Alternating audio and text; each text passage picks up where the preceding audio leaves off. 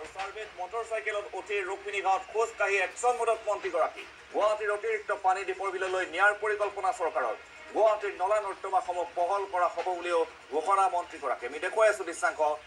নেৰা নেপেৰা বৰষুণৰ ফলত এইদৰে জলমগ্ন হৈ পৰিছে গুৱাহাটীৰ কেইবাখনো ঠাই আমি দেখুৱাই আছো দৃশ্যাংশ কিদৰে জয়ন্ত মল্ল বৰুৱাই এখন বাইকত উঠি কৃত্ৰিম বান পৰিদৰ্শন কৰিছে মেঘালয়ত যথেষ্ট বৰষুণ হৈছে বা মেঘালয়ৰ পানী অহাৰ কাৰণেহে এই অঞ্চলটোত বিশেষকৈ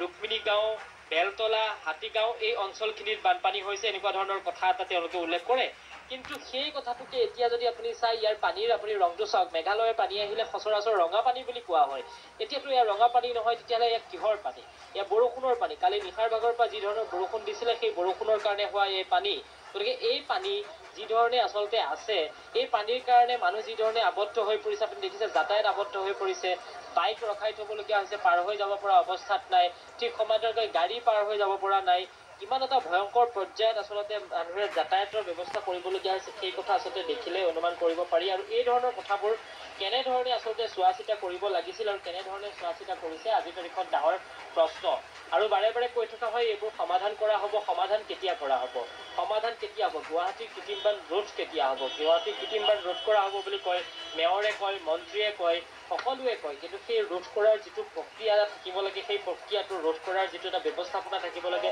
বিজ্ঞানসন্মত যি ধৰণৰ এটা ব্যৱস্থা হ'ব লাগে সেই ধৰণৰ কোনো একো ব্যৱস্থা আচলতে ইয়াত নাই যাৰ পৰিপ্ৰেক্ষিতত আজিৰ তাৰিখত এই অৱস্থাৰ মাজৰে আচলতে সকলোৱে ইয়াত যাতায়াত কৰিবলগীয়া হৈছে আৰু সমান্তৰালকৈ বিদ্যালয়খনলৈ অহা শিক্ষাৰ্থীসকল আজি উভতি যাবলগীয়া পৰিৱেশ হ'ল কাৰণ ইয়াত পানীৰে ভৰি আছে আৰু এই পানীৰ কাৰণে আচলতে